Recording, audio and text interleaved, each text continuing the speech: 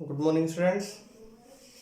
Apex college Makrana की online classes में आप सभी छात्र छात्राओं का स्वागत है, अभिनंदन। आज हम बीएससी पार्ट 4 में पैकिंग फ्रैक्शन पढ़ेंगे। क्या न्यूक्लियर फिजिक्स है हमारा अगला टॉपिक है पैकिंग फ्रैक्शन। पैकिंग फ्रैक्शन क्या है? सबसे पहले इसकी हम डेफिनेशन लिखेंगे। यदि हम इसकी डेफिनेशन की बात करते हैं तो डेफिनेशन है कि जो एग्जैक्ट मास में से यदि हम एग्जैक्ट मास में से द्रव्यमान मास घटा दें, क्या F इक्वल टू क्या होगा? F इक्वल टू होगा एग्जैक्ट मास माइनस द्रव्यमान मास बटा द्रव्यमान। ये क्या है? Packing fraction. ये क्या है? पैकिंग फ्रैक्शन अर्थात किसी परमाणु के एग्जैक्ट यथार्थ द्रव्यमान में से द्रव्यमान संख्या को घटा दे तो जो अंतर प्रति एकांक द्रव्यमान आएगा वह क्या है? संकुलन गुणांक या पैकिंग फ्रैक्शन। यदि हम पैकिंग फ्रैक्शन निकालना चाहें तो m माइनस ए क्या होगा? डेल्टा होगा। क्या होगा? डेल्टा। क्या होगा? डेल्टा। तो मैं F इक्वल टू क्या सकता हूँ? डेल्टा बाई ए। क्या? डेल्टा बाई ए। और यदि जहां पर m बराबर क्या है? a, यदि मैं m बराबर लिखना चाहूँ तो क्या होगा? a 1 plus f। m बराबर क्या होगा? m बराबर होगा a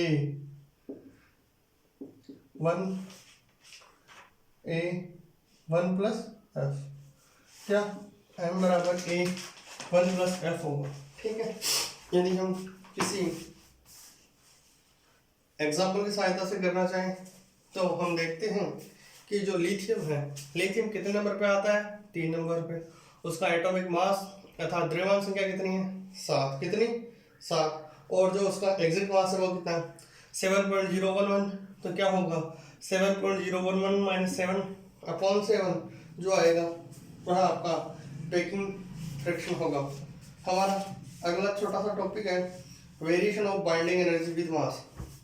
variation of binding energy with mass हमारा अगला टॉपिक है वेरिएशन ऑफ बाइंडिंग एनर्जी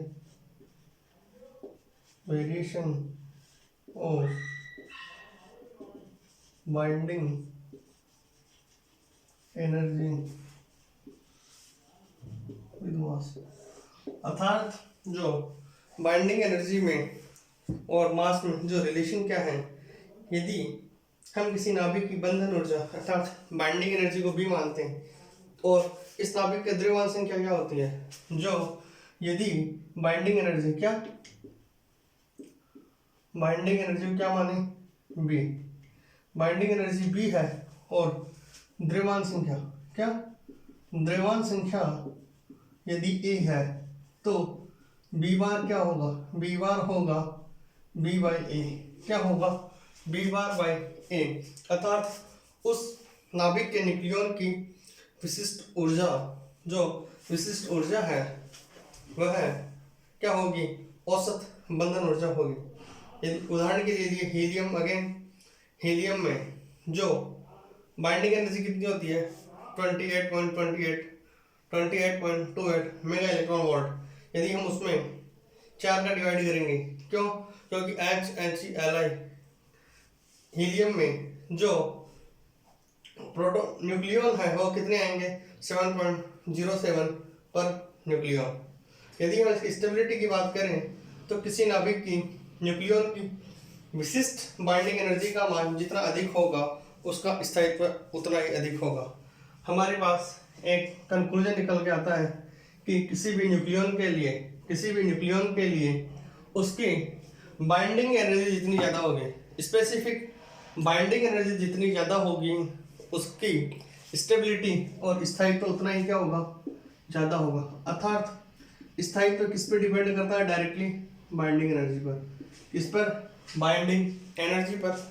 यदि हम जो निष्कर्ष हैं वह कुछ इस प्रकार से हैं कि नाभिक में यदि हम उसको स्टेबिलिटी का स्टडी करें, यदि हम नाभिक की स्थायित्व की अध्ययन करें तो न्यूक्लियन में जो बंधन एनर्जी का द्रव्यमान के साथ एक व्यापक संबंध है। जो हम देखते हैं कि जिनका एटॉमिक मास 20 से कम है, अर्थात ए बराबर 4 है, 8 है, 16 है, 32 है, अर्थात जैसे कि जिनका एटॉमिक मास लेस देन क्या है 20 में क्या कहेंगे 4, 8, 12, 16 और 20।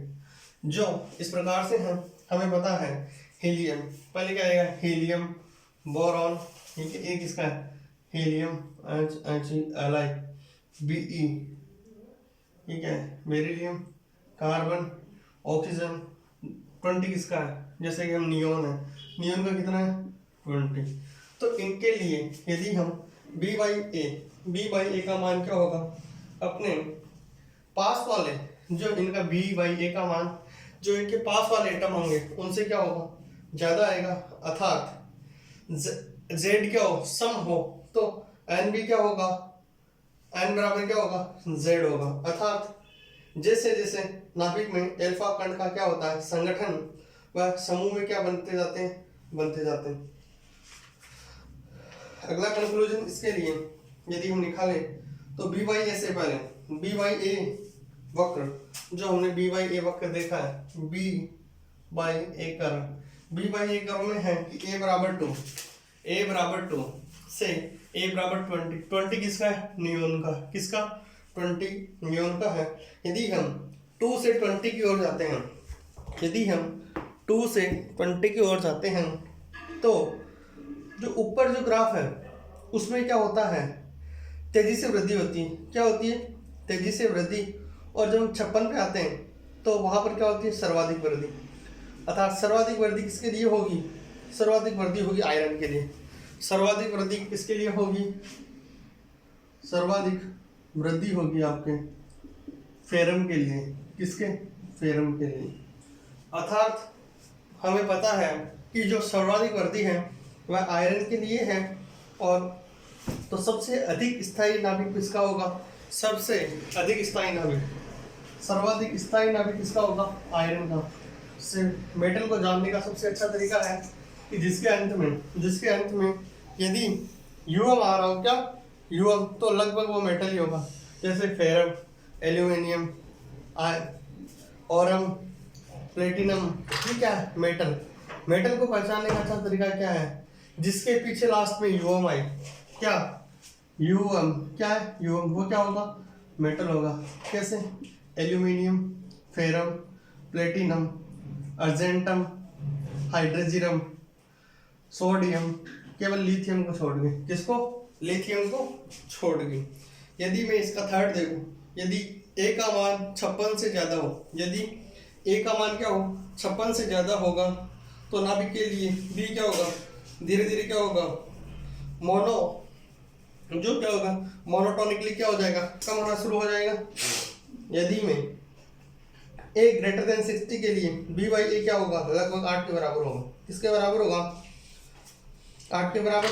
यदि ए बराबर 150, कितना 150 है तो जो न्यूक्लियन होंगे वो क्या होंगे, बहुत ही हल्के होंगे। कैसे होंगे, बहुत ही हल्के होंगे। अर्थात हमने B/A की वैल्यू कैलकुलेट की और अब हमारा वेरी इंपॉर्टेंट, और अब हमारा न्यूक्लियर फिजिक्स का जो हम पढ़ेंगे टॉपिक पढ़ेंगे कि फ्यूजन एंड फिजन, क्या फ्यूजन संलयन अभिक्रिया और विखंडन अभिक्रिया, क्या संलयन और विखंडन। तो इनके बारे में देखते हैं। तो सबसे पहले हमारे पास आता है न्यूक्लियर फोर्सेस, क्या न्यूक्लियर फोर्सेस क्या होते हैं, जो नाभिक है उसमें क्या होता है प्रोटॉन होता है और न्यूट्रॉन होता है। नाभिक में क्या होता है प्रोटॉन और न्यूट्रॉन, जो उनको एक बांध के रखता है, एक फोर्स होता है, उसे क्या कहते हैं न्यूक्लियर फोर्स। क्या कहते हैं न्यूक्लियर फोर्स। हमारा टॉपिक है न्यूक्लियर फोर्स। उसके बाद हम फिजन और फ्यूजन दोनों को पढ़ेंगे। हमने कल बाइंडिंग एनर्जी पढ़ी, आज हम पढ़ेंगे न्यूक्लियर फोर्सेस। न्यूक्लियर फोर्सेस क्या होते हैं। सबसे पहले जो भी नाभिक है, हमें पता है कि नाभिक की साइज क्या होती है, लगभग 10⁻⁻15 अर्थात यह क्या होती है फर्मी। और जो नाभिक की डेंसिटी क्या होती है 10⁻17 तो 10⁻17 kg पर मीटर क्यूब। 10⁻17 kg पर मीटर क्यूब ये क्या है नाभिक का घनत्व है। क्या नाभिक का घनत्व है। इसका अर्थ यह है कि नाभिक में कोई प्रबल आकर्षण का बल न्यूक्लियन के मध्य लगता है जो इतने छोटे आकार में भी इनको बांध के रखता है। अर्थात जो बल होगा वह किस किस में होगा प्रोटॉन प्रोटॉन में होगा, प्रोटॉन न्यूट्रॉन में होगा और न्यूट्रॉन न्यूट्रॉन में होगा। ठीक है। जो न्यूक्लियर फोर्स है वह किस किस में हो सकता है प्रोटॉन प्रोटॉन में, प्रोटॉन न्यूट्रॉन में और न्यूट्रॉन न्यूट्रॉन में। जो फोर्स होगा वह प्रोटॉन प्रोटॉन में हो सकता है, प्रोटॉन न्यूट्रॉन में हो सकता है, न्यूट्रॉन न्यूट्रॉन में हो सकता है। अब इसकी हम एक एक प्रॉपर्टी के बारे में चर्चा करेंगे और हम डिस्कस करेंगे। तो सबसे पहला है अट्रैक्टिव फोर्स। कैसा? यह एक आकर्षण बल है और जो आकर्षण बल है वह कैसा है सबसे प्रतिबल है। सबसे पहला है यह कैसा बल है आकर्षण बल। कैसा? आकर्षण बल। कैसा? आकर्षण बल। सब इसका मतलब हुआ कि यह कैसा है अट्रैक्टिव फोर्स। अट्रैक्टिव फोर्सेस बहुत प्रबल होते हैं। क्या होते हैं प्रबल। इसकी दूसरी क्वालिटी है लो शॉर्ट रेंज अर्थात इसकी जो रेंज है वही क्या है शॉर्ट रेंज है, लगभग 1.5 से 2.5 फर्मी का होता है। ये इसकी दूसरा है छोटी परास। क्या? अल्प परास। या इसकी रेंज क्या है बहुत छोटी है। ये इसकी जो रेंज है क्या रेंज वह क्या है बहुत छोटी है। अर्थात यह है 1.5 फर्मी से 2 फर्मी के बीच तक भी काम करता है। तीसरा है इसका स्पिन डिपेंडेंस अर्थात जो नाभिक के फोर्सेज जो न्यूक्लियर फोर्सेज है वह किस पे डिपेंड करता है वह डिपेंड करता है आपके स्पिन पे। कैसे? यह डिपेंड करता है स्पिन पे अर्थात स्पिन का मतलब हुआ प्रचक्रण अर्थात +2 +½ -½ यह प्रचक्रण पर भी डिपेंड करता है। तीसरा और चौथा और यह अंतिम पॉइंट है इसका यह कैसा होता है चार्ज में क्या होती है सिमेट्री होती है। चार्ज में क्या होती है सिमेट्री और जो आवेश है चार्ज इंडिपेंडेंट होता है। क्या होता है charge symmetry and charge independent. क्या? Charge symmetry and charge independent. ये कैसा है charge symmetry charge and charge independent. चौथा नॉन सेंट्रल फोर्सेस। कैसे? नॉन सेंट्रल फोर्सेस अर्थात सेंट्रल फोर्सेस क्या होते हैं सेंट्रल फोर्सेस इलेक्ट्रोस्टैटिक फोर्स हुआ अर्थात स्थिर विद्युतीय बल हुआ, गुरुत्वाकर्षण बल हुआ, वो कैसे फोर्सेज है वह सेंट्रल फोर्सेज है। अर्थात जो फोर्स है दो पार्टिकल्स हैं वह पहला पार्टिकल और दूसरे पार्टिकल का केंद्र एक सीधी रेखा को जोड़ना चाहिए। इसमें ऐसा कोई जरूरी नहीं है। और इसका यह लास्ट है एक्सचेंज बिहेवियर। एक्सचेंज बिहेवियर का मतलब है कि जो एक नाभिक में एक बल इस प्रकार के फोर्सेज हैं कि वो क्या होते हैं एक्सचेंज हो सकते हैं। कैसा है एक्सचेंज बिहेवियर। कैसे? एक्सचेंज बिहेवियर अर्थात विनिमय का व्यवहार। कैसा? विनिमय का व्यवहार। कैसा है विनिमय का व्यवहार है अर्थात इनमें एक्सचेंज प्रॉपर्टी पाई जाती है। सबसे पहला आकर्षण बल है, शॉर्ट रेंज है, स्पिन है, चार्ज की जो सिमेट्री है उस पर डिपेंड नहीं करता और चार्ज डिपेंडेंट नहीं है। चौथा क्या है नॉन सेंट्रल फोर्स। कैसे? Non central force. लास्ट क्या है विनिमय व्यवहार। क्या? विनिमय व्यवहार है। यदि हम एक को लिखना चाहें तो सैचुरेशन प्रॉपर्टी। सैचुरेशन प्रॉपर्टी का मतलब है कि न्यूक्लियन पर नाभिक बल न्यूक्लियन के सबसे नजदीकी न्यूक्लियन द्वारा ही लगाया जाता है। कैसे? इसको हम कहते हैं कि जो नाभिक पे जो बल है वह सबसे पास में जो न्यूक्लियन होगा वही इस पर बल लगाएगा। हमने पास पर ऑलरेडी सबसे पहला शॉर्ट रेंज के लिए होता है, आकर्षण बल होता है, नॉन सेंट्रल फोर्सेस होते हैं, चार्ज सिमेट्री एंड चार्ज की प्रॉपर्टी पर डिपेंड नहीं करता और स्पिन पर डिपेंड करता है। ठीक है। हमने आज न्यूक्लियर फोर्सेस के बारे में थोड़ा सा देखा है। हम यदि न्यूक्लियर फोर्सेस के गुणों को आधार पर इनको डिस्ट्रीब्यूट करें, तो यदि हम कहना चाहें कि जो नाभिक के बल का आवेश क्या होगा, चार्ज इंडिपेंडेंट है और क्या चार्ज सिमेट्री, अर्थात दो प्रदीप्त नाभिक होंगे, अर्थात मिरर न्यूक्लियर कैसे, जैसे S1 को क्या कहते हैं, हाइड्रोजन आयन, दूसरा ड्यूटेरियम आयन, तीसरा ट्रिटियम आयन। यदि हम H3 और He3 को विचार करें तो हम देखते हैं कि हम दो देख रहे हैं, H3 तथा He3 हम देख रहे हैं। H3 इसमें हाइड्रोजन में प्रोटॉन कितने हैं, और एक दूसरा देख रहे हैं He3 हीलियम में कितने हैं, 3, अर्थात हाइड्रोजन में कितने प्रोटॉन होते हैं हमें पता है, हाइड्रोजन में प्रोटॉन होता है 1, तो न्यूट्रॉन कितने होंगे, 2। अब हीलियम है HeLi, हीलियम में जब देखते हैं तो प्रोटॉन क्या है, अर्थात इनमें न्यूट्रॉन बल, और 2 क्या है, न्यूट्रॉन प्रोटॉन बल है, जबकि हीलियम में प्रोटॉन कितने होते हैं, He 2 प्रोटॉन है, हीलियम में प्रोटॉन कितने हैं, 2, न्यूट्रॉन कितना है, 1। यदि मैं हाइड्रोजन फोर्स की बात करूं, हाइड्रोजन फोर्स में क्या होगा, जो न्यूट्रॉन बल है, और 2 क्या है, न्यूट्रॉन प्रोटॉन, एक तो है न्यूट्रॉन, दूसरा क्या है, न्यूट्रॉन, 2 कितने हैं, न्यूट्रॉन प्रोटॉन, इसमें कितने हैं, 2 न्यूट्रॉन अर्थात 2 प्रोटॉन, अर्थात जो हीलियम आयन है और हाइड्रोजन नाभिक है उनकी बंधन ऊर्जाएं कितनी है, उनकी लगभग बंधन ऊर्जाएं ही हाइड्रोजन की 8.482 और जो हीलियम है उसकी है 7.711 मेगा इलेक्ट्रॉन वोल्ट। यदि हम इन दोनों के एनर्जी का डिफरेंस देखें तो वह लगभग 0.771, जो इनकी एनर्जी का डिफरेंस है वह कितना आएगा, 0.771 मेगा इलेक्ट्रॉन वोल्ट।